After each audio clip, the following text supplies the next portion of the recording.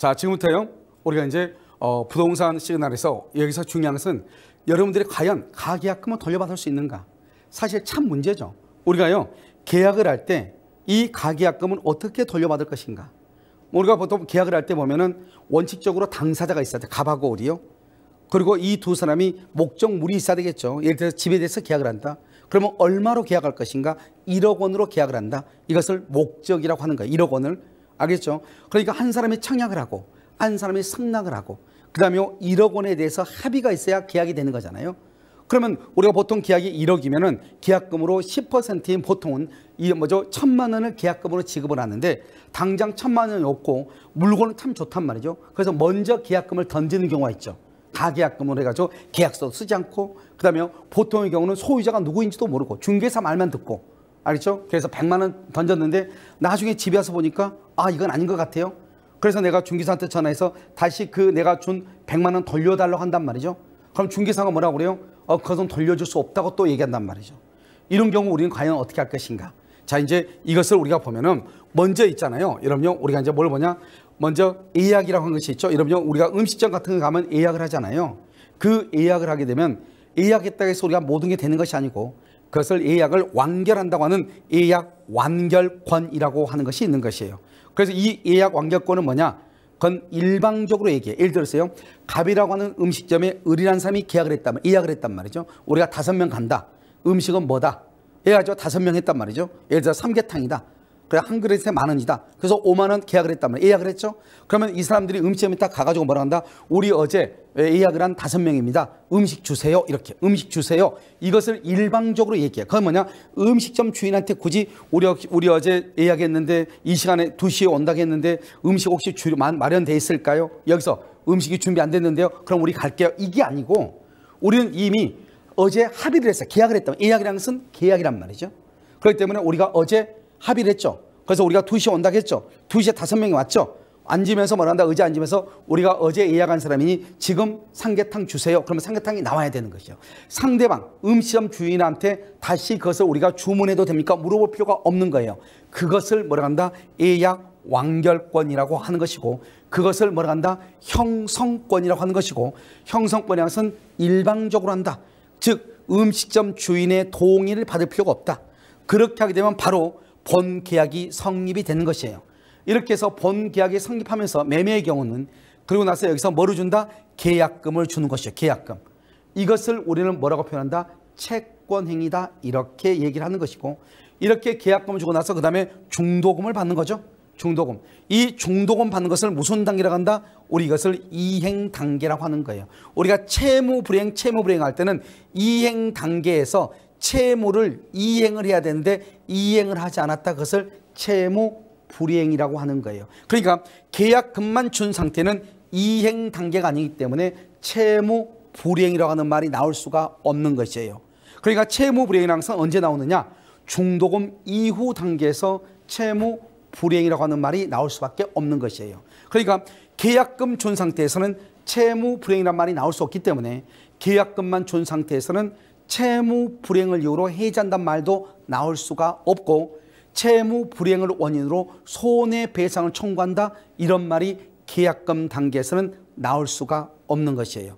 그리고 난 다음에 잔금을 주죠. 잔금. 그러면 잔금하고 등기 서류를 교부하는 것은 어떻게 해야 된다? 동시에 이행을 해야 되는 것이에요. 그러면 우리가 잔금을 받으면서 등기 서류를 줬다고 하는 것은 이제 이 집은 너 것이다 이 말이죠. 그래서 너 것이니 이 서류를 가지고 와서 등기를 하게 되면 법적으로 너가 완전한 소유권을 취득할 거야 이 말이잖아요. 그것을 우리는 뭐란다? 물권행위라고 표현을 하는 거예요. 그래서 잔금하고 등기 서류를 교부하는 것은 동시이행이라고 하고 이렇게 해서 우리가 이제 나중에 등기를 하게 되죠. 그러면 이제 권리가 소유자가 갑에서 을로 바뀌는 거죠. 이것을 우리는 권리 변동이라고 얘기를 해. 이렇게 해서 하나의 과정, 이런 과정을 쭉 거쳐서 등기가 완료가 되는 것이에요. 아시겠죠? 이렇게 완료가 되는 것인데 우리가 이제 가계약금이란 게 뭐냐 이 말이죠. 여기에서 우리가 계약금은 계약금이지 가계약금은 뭐냐 이 말이에요. 그러면 이 가계약금은 봐봐. A가 새 아파트를 찾기 위해서 이제 뭐를 했다? 찾으려고 중개사로 갔단 말이죠. 그랬더니 그 중개업소에서 뭐라고 얘기하느냐? 아, 여기서 물건이 10억짜리가 나왔다. 그런데 그러면 계약금으로 1억을 해야 된다. 그러니까 여기서 뭐라고, 나 지금 돈 없다. 그럼 내가 300만 원만 일단 여기서 물건이 너무, 보통 13억인데 10억이 났단 말이죠. 너무 싸다고 생각을 해서 여기서 300을 일단 거기다 걸었다 이 말이죠. 그런데 우리가 봐봐요. 우리가 계약이라고 하는 것은 뭐냐? 당사자가 누군가를 알아야 돼. 매도인이 누군지 그걸 알아야 돼. 근데 우리가 요즘은 현대사에서는 얼굴을 대면하지 않고 보통 카톡을 하거나 문자로 하거나 전화로 주로 하죠. 그래도 괜찮아요. 하지만 그 사람이 매도인이라고 하는 것은 확인이 돼야 돼. 아무리 중개업자가. 그러니까 정말 잘못된 것이 뭐냐면 중개업자들이 집주인도 보여주지 않고 집주인하고 통화도 못하게 하고 중개업자 혼자서 지지고 볶고 다 하는 사람이 있단 말이죠. 여러분, 그런 것은 계약이 아닌 것이에요. 근데 우리는 어떻게 돼요? 법적으로 그러한 내용을 잘 모르니까 중개업자가 말을 하면 또 거기 또 끌려간단 말이죠. 그건 잘못된 것이에요. 반드시 당사자가 누구인지, 갑인지, 소유자인지 맞는지, 그 다음에 내가 매수니까 집을 살려고 하는 사람이죠. 이 두 사람 간에 그 다음에 합의가 있어야 돼. 1억이면 1억이다. 10억이면 10억이다. 그런데 계약금은 1억을 달라. 그런데 항상 1억을 달라고 하는 것은 아니죠. 우리가 반드시 10%가 아니고 5%만 할 수도 있잖아요. 1%, 10%가 아니고. 그러면 5천만 원만 달라고 할 수도 있잖아요. 그런데 내가 지금 돈이 없으니 물건이 너무 싼 게 나와가지고 중개업자가 나한테 막 소개를 해. 그래가지고 내가요, 돈을요, 내가 300만 원 딱 지르고 집에 갔단 말이죠. 나는 매도인이 누군지도 모르고. 알겠죠? 그 다음에 매매대금, 계약금은 언제 지급하고 중도금은 언제 지급하고 잔금은 언제 지급하고 이 날짜가 정해진 것도 아니고 아무것도 없이 그냥 10억이란 말만 듣고 300만 원 집어넣었다 이 말이죠. 이걸 우리는 보통 가계약금을 한단 말이죠. 이런 경우 돌려받을 수 있는가? 결론적으로 얘기하면 돌려받을 수가 있는 것이에요. 우리가 원칙적으로 우리가 계약이면 계약이지 가계약금이라는 것은 부동산 거래에서 나타나는 거란 말이죠. 몇몇 중개업자들이요, 손님을 잡기 위해서 가계약금을 걸었단 말이죠. 알겠죠? 그 걸게 하고, 그래서 이게 항상 문제가 되는 것이에요. 우리가 그 가계약금은 어떻게 되냐? 법적 성질이 이것이 과연 당사자가 있고, 당사자 있죠? 그러니까 매수인 내가요, 매도인하고 일단 합의를 해야 되죠. 그리고 계약금은 얼마인데 언제 계약금을 다 집어내야 되는데 오늘은 내가 300만 집어넣겠다. 이게 돼야 되겠죠. 그 다음에 중도금은 언제고 잔금은 언제 집어넣을게요. 이게 되어 있어야 계약이 완성이 되는 거잖아요. 이런 것도 없이 그냥 중개업자가 물건 싼 게 나왔다. 나 그거 사고 싶은데 지금 돈 300밖에 없는데. 그러면 300이라도 먼저 집어넣고 나중에 오세요. 계약서는 나중에 쓰게요. 이건 아무런 계약이 없잖아요. 매도인이 누구인지, 계약금은 잔금, 매매대금은 10억이란 말만 들었지 이것이 언제 계약금을 주고 언제 중도금을 주고 언제 잔금을 주고 아무런 내용도 없잖아요. 그러니까 이런 경우는, 이런 경우에 가계약금은 그건 반환받을 수가 있는 것이에요. 그럼 어떤 경우에 가계약금은 반환받을 수가 없느냐? 원래요 10억이다. 10억. 그럼 어떻게 한다? 여기서 10억이 계약이면서 원래 계약금으로 1억을 줘야 되는데 지금 현재 내가 300만 원밖에 없다. 그러면 원래 계약금은 내일, 계약금은 2월 1일이다. 중도금은 한 달 뒤 3월 1일이다. 잔금은 한 달 뒤 4월 1일 날 잔금을 치러야 된다. 그리고 내가 중개업자가 매도인하고 직접 연결을 시켜줘. 그래서 먼저 두 사람 간에 먼저 의사를 한번 나누어 봐라. 그래서 매도인하고 내가 합의도 했어. 전화로 또는 카톡으로 합의도 했어. 알겠죠? 그러한 경우에 내가 지금 현재 내일 계약금을요, 나머지를 입금시키는데 오늘 이거 팔리면 안 되잖아요. 그래서 내가 불안하니까 오늘 현재 내가 가계약금으로 300만 원 집어넣었단 말이죠. 이것은 본 계약의, 즉 계약금의 일부를 먼저 지급한 것이에요. 그러니까 이런 것은 계약금의 내용으로 보는 것이에요. 말만 가계약금이지. 실제는 본 계약에 있어서 계약금의 일부를 먼저 지급한 거란 말이죠. 만약에 이때 계약을 해지하려면 어떻게 해야 돼요? 만약에 주인하고 계약을 해서 계약금은 1억인데 그럼 오늘 내가 먼저 300 집어넣고 내일 입금하겠습니다 했는데 그 다음날 아침에 내가요 1억을 지급하려고 했더니 나머지 9,700만 원을 지급하려고 했더니 저쪽 주인이 뭐라 하냐? 당신하고 계약서 안 썼으니까 나 그냥 300만 원 받은 것에 2배 600만 원 줄 테니 계약 없는 것으로 합시다. 그러면 나는 600만 원만 받고 끝나는 것이냐? 그게 아니란 말이죠. 알겠죠? 그때 나는 그러면 어떻게 하는 것이냐? 원래 계약을 할 때 판례가 뭐라겠냐? 모든 계약이 완성이 됐고 계약금이 1억인데 계약금의 일부만 지급했단 말이죠. 이 1억을 약정 계약금이라고 하는 거예요.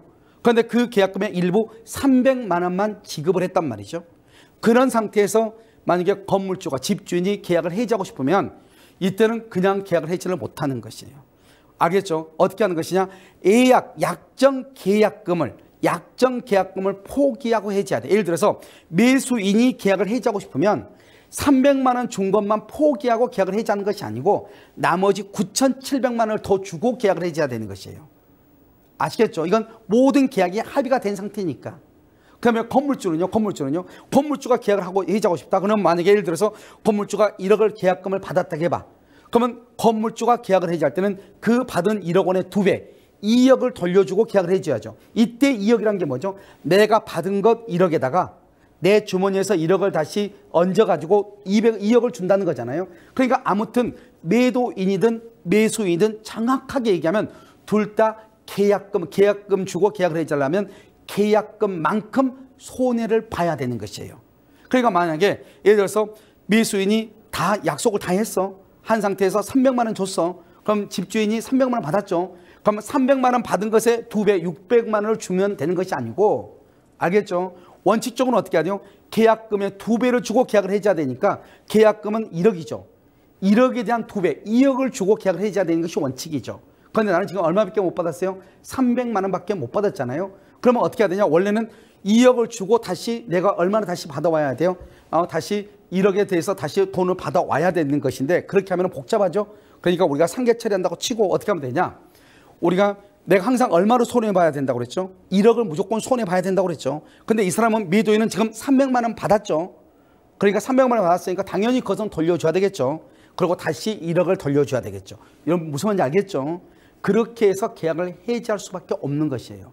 이것을 가계약금이라고 하는 거예요. 그러니까 가계약금이란 말에 신경을 쓰지 말고 계약의 요건, 즉 당사자와 그 다음에 계약금, 매매대금, 그 다음에 계약금, 그 다음에 중도금, 잔금, 이 시기가 정해져 있는가, 그런 상태에서 계약금의 일부를 지급했는가, 가계약금의 명목으로 그것은 본 계약은 성립했고 본 계약의 계약금의 일부를 지급한 것으로 본다 이 말이고, 그렇지 않고 그냥 주인하고 전화도 않고 주인이 누구인지도 모르고 중개업자가 좋은 물건 있고 싸게 나온 물건이 있다 하니 그 물건이 욕심나니까 300만 원 덥석 지급했다 이 말이죠. 그러면 도대체 잔금이란 것만 정확하게 나와 있지, 건물주하고 합의 전화 한 통 해본 적도 없고 그 다음에 카톡 한번 해본 적도 없잖아요. 그 다음에 계약금은 언제 주는지, 중도금은 언제 주는지, 잔금은 언제 주고 언제 등기하는지 아무런 내용이 없잖아요. 이런 경우에는 계약 자체가 성립 자체가 하지 않았기 때문에 내가 그 가계약금 300만 원은 반환받을 수 있다 이 말이죠. 그러니까 무조건 반환받는 것이 아니기 때문에 여러분들이 이것을 정확하게 잘 인지를 하고 가계약금에 관한 것을 정리를 해야 된다 이런 말이죠. 아시겠죠? 여기서 보면 가계약서 작성 당시 매매 목적물과 매매 대금이 특정되고 중도금 지급 방법에 관한 합의 등이 있고, 알겠죠? 후에 정식 계약서가 작성하지 않았다 하더라도 계약서 작성은 우리나라는 원칙적으로 불요식 계약이기 때문에 계약서가 없어도 계약은 성립한 것이에요. 그것을 우리는 뭐라 한다? 청약에 대해서 승낙만 계약이 성립한다. 그것을 우리는 낙성계약이라고 표현을 하는 거예요. 아시겠죠? 그래서 그것만 있으면 된다. 그래서 여기서 우리가 이제 판례가 얘기했단 말이죠. 알겠죠? 그것을 우리가 이제 보시면 되는 것이고, 그래서 가장 중요한 게 매매계약이 성립하려면 사거나 팔 사람, 즉 양당사자죠. 매도인과 매수인이 있고, 그 다음에 사거나 팔 물건, 집이 정확하게 어떤 집인지 알아야죠. 그게 아무리 1억이라 할지라도 아파트인지 땅인지 알 수가 없잖아요. 그 다음에 구체적인 액수와 매매 대금이 특정되거나 나중에 언제든지 특정할 수 있는 기준이 정해져 있으면 우리는 계약이 성립한 것이고, 그때의 가계약금은 계약금의 일부인 것이고, 그런 것도 없이 그냥 가계약금 넣은 것은 아무런 것도 없으니 돌려받을 수 있는 것이고, 알겠죠? 기준을 잘 정하시라 이런 말이죠. 그래서 이제 여러분 여기서 보면 우리가 처음에 뭐를 했죠? 예약을 한다고 그러죠. 보통 예약을 하는 경우도 있고 안 하는 경우도 있지만, 우리는 보통 중개업자하고 가가지고 내가 그 물건 다 얘기를 듣고 그 다음에 매도인하고 얘기를 해서 우리 그러면 내일 몇 시 만납시다. 그래서 내가 그때 당신한테 최종적으로 제안을 하면서 계약을 하겠습니다. 그 내용대로 이렇게 예약을 하고, 그 다음에 예약 완결권, 예약을 완결한다는 것은 본 계약을 체결한다 이 말이죠. 이때 본 계약을 체결하면서 보통 계약금이라는 것을 건다 이 말이죠. 그러면 이 계약금은 뭐라고 표현하냐? 우리 법에는 이렇게 돼 있어. 중도금을 지급하기 전까지 우리가 해약금으로 추정한다 이 말이죠. 여러분 봐봐. 우리가 계약금에 대해서 여러분들이 한 가지 또 조심해야 될 게 뭐냐? 계약금은 무조건 해약금이냐? 그건 아니에요.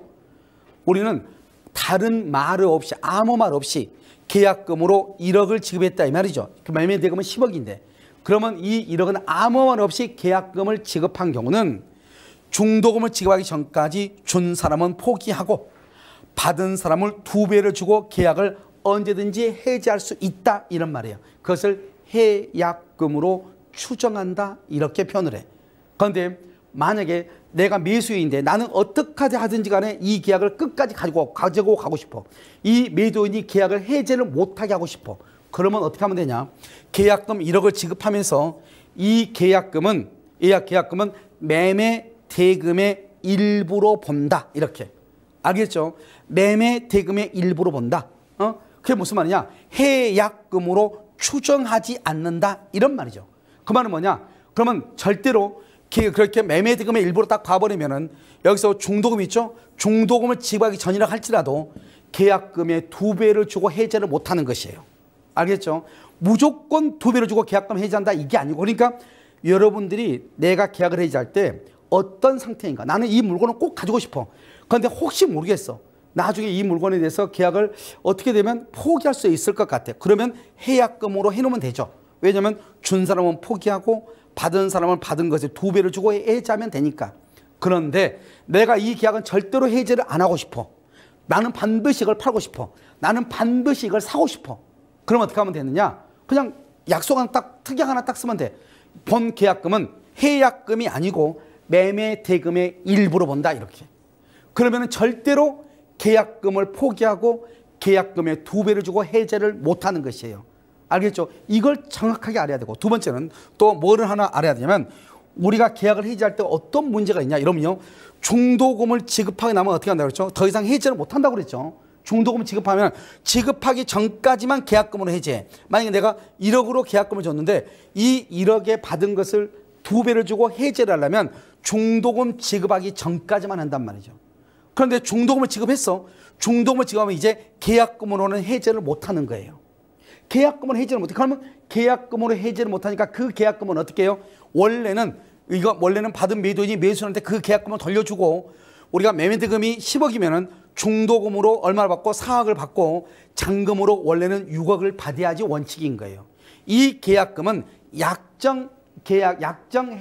약정해약의 일부이기 때문에 중도금을 지급하기 전에 준 사람은 포기하고 받은 사람을 2배를 주고 계약을 해제할 수 있는 여유를 준 거예요.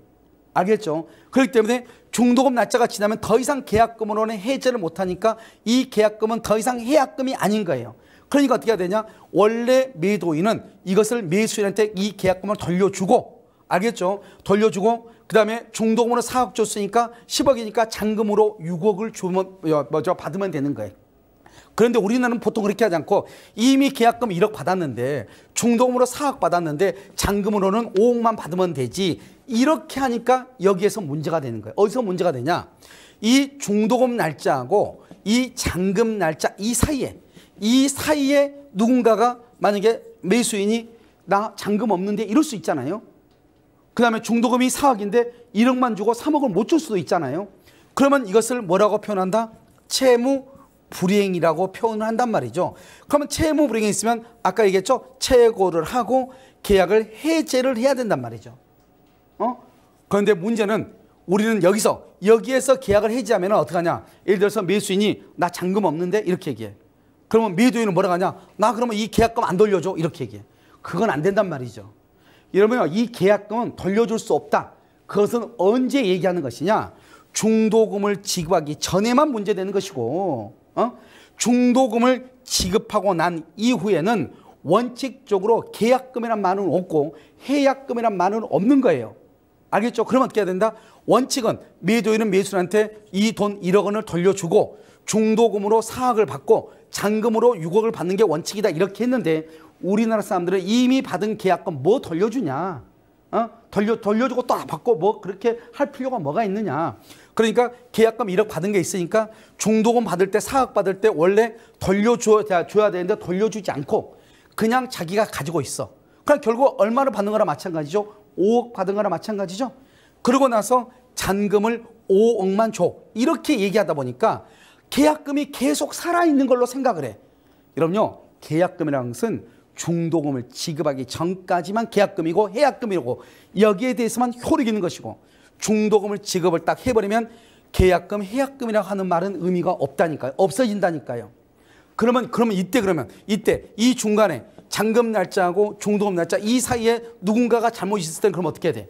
그때는 여기서 반드시 위약금 특약이라고 하는 것을 있어야 돼. 해야 돼. 그래서 뭐라고 하냐? 계약을 처음부터 계약서 쓸 때 뭐라고 하냐면 만약 중도금 만약에 일방이면 매도인도 될 수 있고 매수인도 될 수 있잖아요. 그래서 갑이든 을이든 어느 일방이라도 잘못으로 계약이 해제가 되면은 계약금에 상당하는 것을 손해배상으로 한다. 이렇게 약속을 하면 돼. 그것을 뭐라 한다? 위약금 특약이라고 하는 것이고 그것을 다른 말로 뭐라 한다? 손해배상 예정이라고 얘기하는 것이에요. 그래서 만약에 이 특약이 있으면 여기 어디선가 누군가가 만약에 매수인이 잘못했다. 그러면 매도인은 자기가 가지고 있는 돈 1억 있잖아요. 그 1억을 돌려줄 필요가 없는 것이에요. 무슨 말인지 알겠죠? 이것을 우리는 뭐라고 표현을 하느냐. 이것을 계약금에 관한 것이다. 그래서 많은 사람들이 착각을 하는 게 뭐냐면 무조건 계약금은 끝까지 계약금이니까 어디서든지 무효가 되면은 계약이 해제가 되면은 무조건 계약금은 돌려주지 않는다. 이런 사람이 있단 말이에요. 그건 아니라고요. 알겠죠?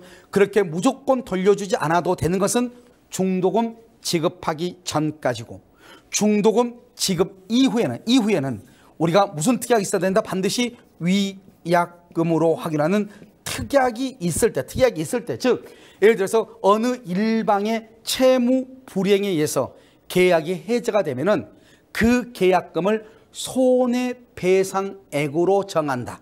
알겠죠? 손해배상액으로 정한다. 그렇게 정해놨으면 그 계약금을 내가 먹을 수는 있지만 그런 것이 없으면 어떻게 해야 돼요? 그런 특약이 없으면 그럼 어떻게 해야 돼요? 아무리 매수인이 중도금 여기 잔금을 안 줘서 계약 해제됐다. 그럼 매도인은 무조건 1억 원의 계약금을 먹는 것이 아니고 만약에 을이 잔금을 지급하지 않음으로 인해서 매도인 자신이 입은 손해가 얼마인지 그 손해가 얼마인지를 증명을 해야 돼요. 증명을 해서 그 돈을 손해배상으로 별도로 받아야 돼. 그러니까 얼마나 어렵겠어요. 그걸 증명하려면. 그러니까 처음부터 계약을 할 때 항상 계약금은 해약금으로 추정한다 했을 때 이거는 우리가 법에 나와 있으니까 그 말을 하지 않아도 돼요. 그런데 어느 일방의 잘못으로 채무 불이행으로 계약이 해제가 될 경우 손해배상을 해야 되는데 이때 계약금을 손해배상액으로 본다. 알겠죠? 계약금을 손해배상액으로 본다. 이 하나만 특약상으로 하나만 써놓으면은 중도금 이후에 알겠죠? 해제로 인해서 손해배상으로 서로가 싸우고 지지고 볶고 할 필요가 없단 말이죠. 그 계약금을 내가 가지면 되니까. 아시겠죠? 이게 아주 중요한 것이다. 그래서 여러분요, 우리가 가계약금하고 특히 계약금하고 해약금이라는 것이 언제까지만 해약금인가? 그 다음에 중도금 이후에는 해약금이라는 말을 사용하면 안 된다. 이것을 여러분들이 명확하게 알고 있어야 되고 그 다음에 이때는 위약금 특약이라고 하는 것을 반드시 특약서, 계약서에 적어놔야 중도금 이후에 일방의 채무 불이행으로 있을 때 그 계약금을 내가 손해배상으로 먹을 수가 있다. 아시겠죠? 그래서 이렇게 해서 여러분들이 가계약금하고 예약하고 계약금이라는 것을 정리를 하게 되면 모든 거래에 있어 부동산 거래라든가 투자 거래에 있어서 여러분들이 손해를 볼 일은 전혀 없다. 이렇게 보고요. 또 다음 시간에는 다른 테마로 여러분과 만나서 다시 강의하도록 그렇게 하겠습니다. 여러분 감사합니다.